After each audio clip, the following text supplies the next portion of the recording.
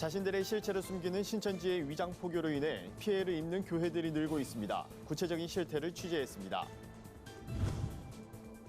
코로나19 확산 여파로 외식업계도 직격탄을 맞았습니다. 상인들의 목소리를 직접 들어봤습니다. 전국 신천지 피해자연대가 신천지 이만희 교주의 사기 행각을 규탄하며 가출한 자녀를 돌려보낼 것을 촉구했습니다.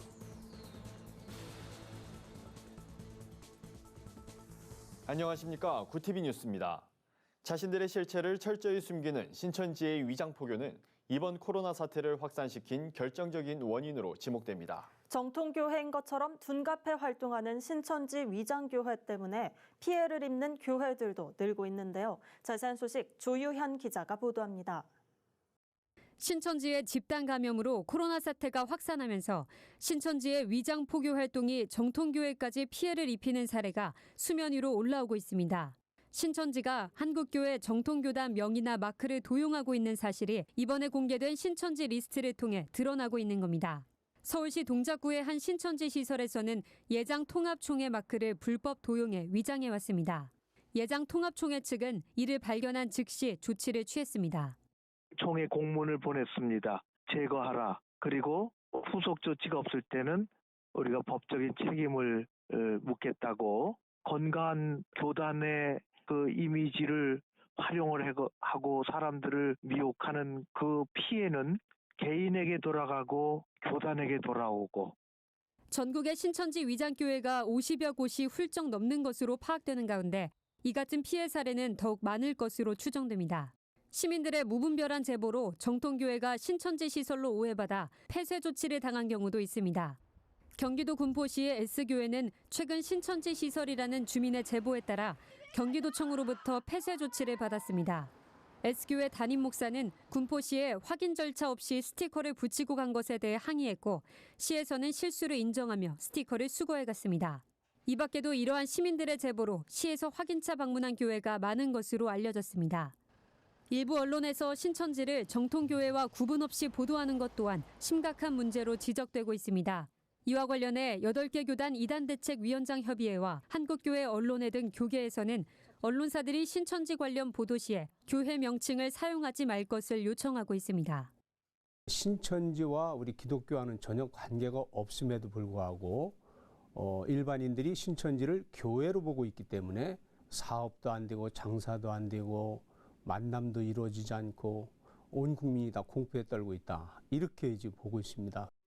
이런 사례가 잇따르자 일각에서는 정통교회에 대한 부정적인 인식이 확산할 것을 우려하는 목소리도 나옵니다.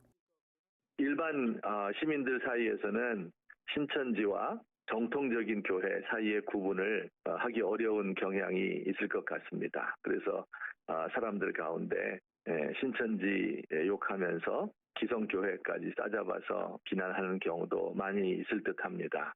이단 신천지로 인해 정통교회의 피해가 늘지 않도록 교계 차원의 엄중한 대응은 물론 성도들의 각별한 주의가 요구됩니다. 구티비 뉴스 조유현입니다. 코로나19 확산 여파로 직격탄을 맞고 있는 곳 가운데 하나가 바로 외식업계입니다. 외출과 외식을 꺼리는 분위기 때문인지 식당과 시장엔 빈자리가 늘었는데요. 상인들의 시름이 깊어지고 있습니다. 하나은 기자의 보도입니다. 코로나19 사태의 장기화로 소비 심리가 얼어붙으면서 외식업계 피해도 커지고 있습니다. 최근 통계에 따르면 국내 확진자 발생 이후 외식업체의 95.2%가 고객 감소를 겪는다고 답했습니다. 경기도에서 치킨집을 운영하는 자영업자 A씨는 코로나로 인해 매출이 반토막으로 줄었다고 말합니다. 매출은 한 절반 정도 하락했다고 보면 되고 우선은 사람이 안 돌아다니니까 그만큼 매출이 떨어지는 건 당연한 거고요. 전통시장도 사정은 마찬가지입니다. 100년 전통을 자랑하는 광장시장도 코로나19가 폭발적으로 확산하면서 인적이 뚝 끊겼습니다. 문을 닫은 상점도 곳곳에서 볼 수 있습니다. 지금 보다시피 문 닫은 데가 많잖아요. 저도 2주 쉬었다 나온 거예요. 바닥이죠. 뭐 지금 문을 다 닫잖아요. 닫고 있잖아요. 너무 경기가 없어서 구멍 죽었어요. 가게 새도. 가게 새도 내기 힘들 정도. 힘든 게 아니라 못 내고 써 있고. 정부는 외식업계 위기를 극복하기 위해 식자재 구매를 위한 융자 금액 한도를 200억 원으로 늘리고 외식업체 육성자금의 금리를 0.5%포인트 인하하는 등 대책을 마련했습니다. 하지만 실질적인 대책이 아니란 지적도 나옵니다. 지원 대책으로 발표한 것들이 대부분 어떤 그 자금의 그 융통이라든지 어떤 뭐 세금의 유예, 그러니까 잠시 늦추거나 빌려주겠다는 거거든요. 근데 이런 것들이 실제적으로는 이 사항이 뭐 종식이 돼도 실제로 그 빌렸던 거를 갚는다든지 아니면 뭐 결국엔 뒤에 늦춰졌을 뿐이지 뭔가 내야 된다고 하면은 그 부담이 근본적인 문제들이 해결된 건 아니거든요. 결국에는 현장에서 바라는 것들은 이렇게 잠시 빌려주거나 뒤로 늦춰주는 게 아니라 이 매출의 결손분을 좀 채워줄 수 있는 그런 것들을 바라고 있는 거죠. 상인들의 시름이 깊어지고 있는 가운데 이를 타개할 실질적이고 지속적인 대책 마련이 필요해 보입니다. 그TV 뉴스 하나은입니다. 감염병 예방법 위반과 횡령 등의 혐의로 신천지를 고발한 전국 신천지 피해자 연대가 이만희 교주의 사기 행각을 규탄했습니다. 경기도 가평에 있는 신천지 연수원 앞에 모인 전 피어는 거짓 포교로 가출한 자녀들을 돌려보내라고 촉구했습니다. 피해자 가족들은 신천지가 부모들이 50만 원을 받고 시위를 한다는 식의 터무니없는 거짓말로 아이들을 속이고 있다며 신천지 수뇌부가 여전히 거짓과 속임수로 교도들을 통제하고 있는 것이라고 호소했습니다. 전편에 따르면 최근 신천지는 교도들에게 미디어 금지령을 내려서 뉴스도 보지 못하는 상황입니다. 심지어 이만희 교주가 기자회견을 하는 것도 모르는 교도들이 수두룩하다고 전피연 측은 전했습니다. 한편 전피연은 12일 청와대 분수 앞에서 이만희 교주 고발과 신천지 피해자 피해 보상을 요구하는 제2차 청춘 반환 소송 기자회견을 열 예정입니다.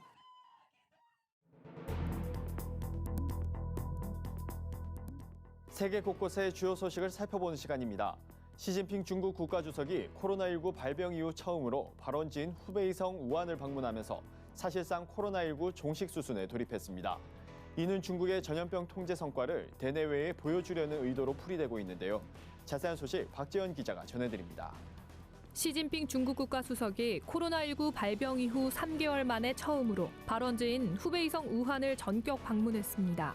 현지 언론에 따르면 중국 내 신규 확진자가 거의 나오지 않는 상황에서 시 주석의 우한행은 사실상 코로나 종식 선언 수순을 밟고 있는 것으로 분석됩니다.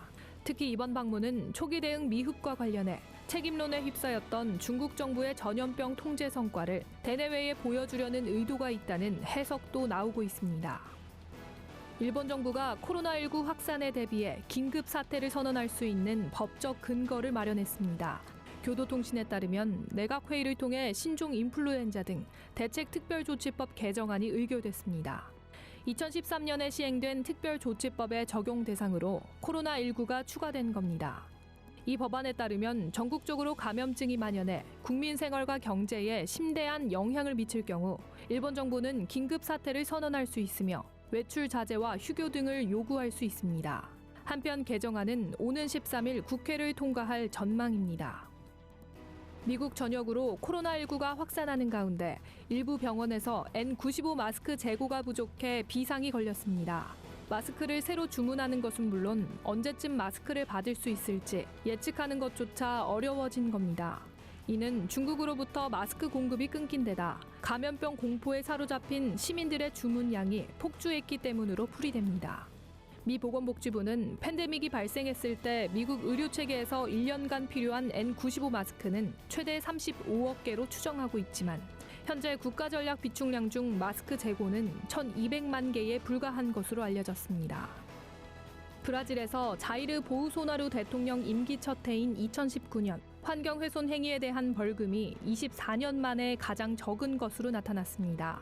현지 언론에 따르면 정부 산하 환경관리기관인 환경재생가능 천연자원연구소가 지난해 부과한 벌금 건수는 9,745건으로 2018년보다 34% 줄었습니다. 1995년 이후 가장 적은 규모인 겁니다. 이에 대해 환경 전문가들은 환경훼손 관련 벌금이 지난해처럼 급격하게 줄어든 적은 없다며 정부가 환경 파괴에 대한 단속이 이루어지지 않기 때문이라고 우려했습니다. 코로나19가 이탈리아에 걷잡을 수 없이 퍼지고 있지만 유럽 각국은 국경 봉쇄에 대해 여전히 부정적인 것으로 나타났습니다.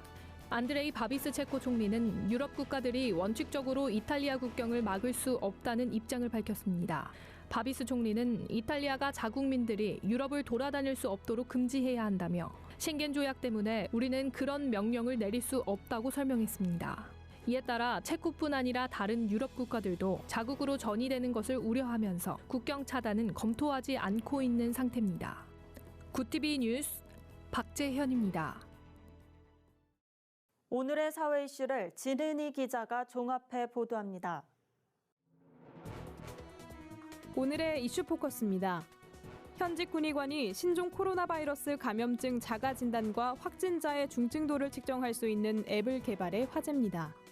11일 국군 의무사령부에 따르면 국방의료정보체계 성능개선 TF팀 진료정보 담당 허준영 대위는 지난 2일 코로나19 환자 중증도 분류 앱 개발에 이어 코로나19 체크업 개발에 성공했습니다. 이 앱을 사용하면 감염이 의심될 때 자신의 증상 항목을 체크하면 정밀 검사를 받아야 할 대상인지 알 수 있습니다. 앱은 약 일주일간의 심사를 거쳐 승인될 예정입니다. 마스크와 손 소독제의 긴급 구매와 관련한 보이스피싱이 기승을 부리고 있습니다.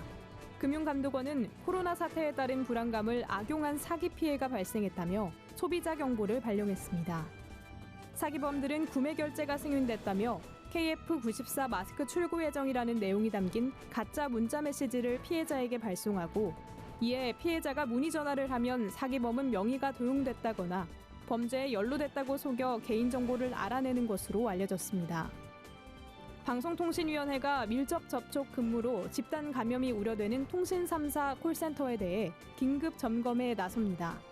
방통위는 지난 10일 서울 구로구 콜센터에서 코로나 집단 감염이 발생한 것과 관련해 통신사 고객센터의 방역 소독 상황과 상담사들의 근무 현황 등에 대한 실태 점검을 실시했습니다. 또한 각 통신사별 집단 감염 상황에 대비한 매뉴얼을 준비해 줄 것도 요청했습니다. 한상혁 방통위원장은 상담사들의 재택근무 시스템 도입과 확대 방안 검토도 필요하다고 밝혔습니다. 기업 5곳 중 2곳은 코로나 확산 방지를 위해 사회적 거리 두기에 동참하고 있다는 설문조사가 나왔습니다. 11일 사람인이 기업 1,089개사를 대상으로 진행한 설문조사에 따르면 응답 기업의 40.5%는 재택근무를 실시하고 있거나 실시할 계획이 있는 것으로 나타났습니다. 원격 근무 시스템이 비교적 잘 갖춰진 대기업과 중견기업은 각각 60.9%, 50.9%에 달했지만 중소기업은 36.8%에 그쳤습니다. 재택근무 이유로는 코로나19 선제 대응이란 답변을 가장 많이 꼽았습니다. 저소득층과 장애인 등 사회적 배려 대상자의 고등교육 기회를 보장하기 위한 대입 사회통합 전형이 처음으로 법제화됩니다. 교육부는 대학의 사회통합 전형 운영을 의무화하는 등의 내용으로 교육관계 법령 일부 개정안을 입법 예고한다고 밝혔습니다. 사회통합 전형 법제화는 지난해 11월 교육부가 대입제도 공정성 강화 방안을 발표하면서 약속했던 내용입니다. 고등교육법 시행령은 오는 6월 시행되고 고등교육법과 학원법 개정안은 6월께 21대 국회에 제출될 예정입니다. 공적 마스크를 판매하는 약국과 우체국 등의 위치와 판매 수량 등을 실시간으로 알 수 있는 서비스가 시작돼 큰 주목을 받고 있습니다. 한국정보화진흥원에 따르면 굿닥과 웨어 마스크 등 10여 개 개발사들은 11일부터 공적 마스크 판매 현황 등을 알리는 서비스를 시작했습니다. 이들 개발사는 마스크 재고 현황 정보를 색깔과 함께 4단계로 나누어 제공합니다. 재고가 없을 경우 회색, 30개 미만은 빨간색, 100개 미만은 노란색, 100개 이상은 녹색으로 표시하게 됩니다. 구티비 뉴스 진은입니다. 글로벌 선교방송단과 함께하는 교계 소식을 조유현 기자가 보도합니다. 국제구호개발 NGO 구피플과 비타민 엔젤스가 코로나19로 어려움을 겪고 있는 대구 지역에 행복 비타민 1만 개를 기부했습니다. 기부된 비타민은 대구시청에 전달돼 코로나 종식을 위해 애쓰는 공무원과 관계자, 감염에 취약한 노인과 저소득층 가정에 배분됩니다. 대구시청 사회적 경제과 윤희광 과장은 코로나19로 매우 힘든 상황이지만 한마음으로 응원해 주시고 격려해 주셔서 감사하다며 주민들이 하루빨리 일상을 되찾을 수 있도록 최선을 다해 노력하겠다고 전했습니다. 만나교회가 신종 코로나 바이러스 감염증 극복을 위한 성금 1억 원을 한국교회 봉사단에 전달했습니다. 만나교회는 대구를 비롯해 경기도 일대 작은 교회들의 월세 지원에 기금 전액을 사용해달라며 지정 기탁했습니다. 성금을 전달한 김진섭 만나교회 장로는 작은 교회들이 코로나19로 교인 감소와 재정 압박 등 여러 가지 어려움에 봉착했다는 소식을 들었다며 어려운 시기를 무사히 이겨낼 수 있도록 작은 정성을 보탠다고 전했습니다. 국제구호개발 NGO 월드비전이 내전으로 고통받고 있는 시리아 이들립 지역의 피난민과 아동을 위해 인도적 기금 10만 달러를 긴급 지원한다고 밝혔습니다. 지원 금액은 성폭력과 폭력에 노출된 아동과 여성들을 위한 보호센터의 운영과 피해자 관리 서비스 제공을 위해 사용됩니다. 월드비전 시리아 대응사무소의 총괄 책임자 요한 무이는 시리아의 많은 아동들이 매일 배고픔과 추위 그리고 폭격의 후유증으로 인한 스트레스에 시달린다며 도움이 절실한 상황이라고 호소했습니다. 신종 코로나 바이러스 감염증이 미국 전역에서도 확산하면서 현지 교회들이 발빠르게 대처하고 있습니다. 미국 장로교 총회 지도부 넬슨 사무총장은 우리는 직원들과 가족이 코로나19에 노출되는 것을 가장 우려하고 있다며 원치 않은 감염으로 주변 사람들에게까지 전파될 수 있는 위험을 최소화하기 위해 해외 출장 제한을 결정했다고 밝혔습니다. 교회들도 주일에 진행하던 공동 식사와 주일 오후 프로그램 등을 당분간 중단하기로 하며 선제적 예방 조치를 마련하고 있습니다. 구티비 뉴스 조유현입니다. 이상으로 뉴스를 마칩니다. 구티비 뉴스는 인터넷 신문 데일리 굿뉴스를 통해서도 보실 수 있습니다. 오늘도 함께해 주신 여러분 고맙습니다.